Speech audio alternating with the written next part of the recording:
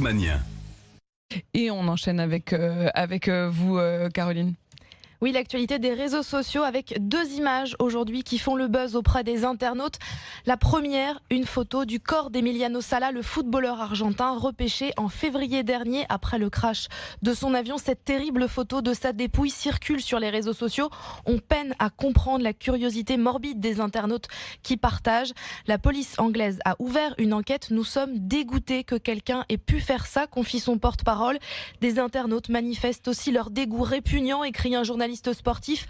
Qu'on le laisse reposer en paix, Emiliano, demande Nicolas, ou encore respectons sa famille. La famille d'Emiliano Sala, à nouveau endeuillée la semaine dernière, puisque le père du joueur de football est décédé d'une crise cardiaque 3 mois après la disparition de son fils. Et puis une autre image très partagée ce week-end, Caroline, c'est cette image étonnante, celle d'un chimpanzé qui surfe sur les réseaux sociaux. Effectivement, moi je me suis arrêtée 3-4 minutes quand même sur cette image ce week-end. Oui, ce chimpanzé manie Instagram aussi bien qu'un humain, comme captivé par les images sur une tablette.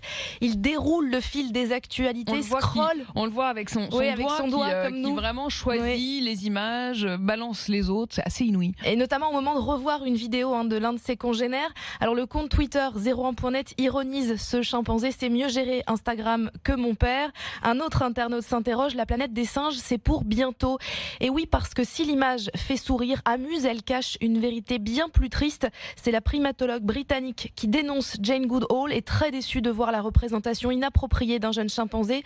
Selon elle, de telles images contribuent à perpétuer le commerce illégal des grands singes comme des animaux de compagnie.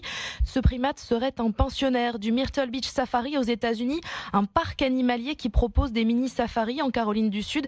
La particularité de cet endroit est qu'il met en scène les animaux sauvages, des loups, des éléphants et des singes. Donc, on les voit conduire un 4x4, se déguiser ou se limer les ongles, et on leur apprend aussi à utiliser un smartphone comme des animaux de cirque 2.0. Donc une image mignonne qui finalement cache une vérité tout autre. Oui, mais c'est vrai que c'était quand même assez touchant. Et puis il avait pas l'air malheureux, ce singe, j'avoue. En tout cas, moi, je me suis laissé prendre au jeu. Coupable. Oui. Et puis alors, il y a ce singe qui a fait le tour des réseaux sociaux ce week-end. Il y avait les 2 gorilles aussi la semaine dernière qui se sont prêtés à la pose avec un garde en selfie comme si c'était des humains. Tout à fait. C'est étonnant. C'est déroutant. Il reste absolument fascinant.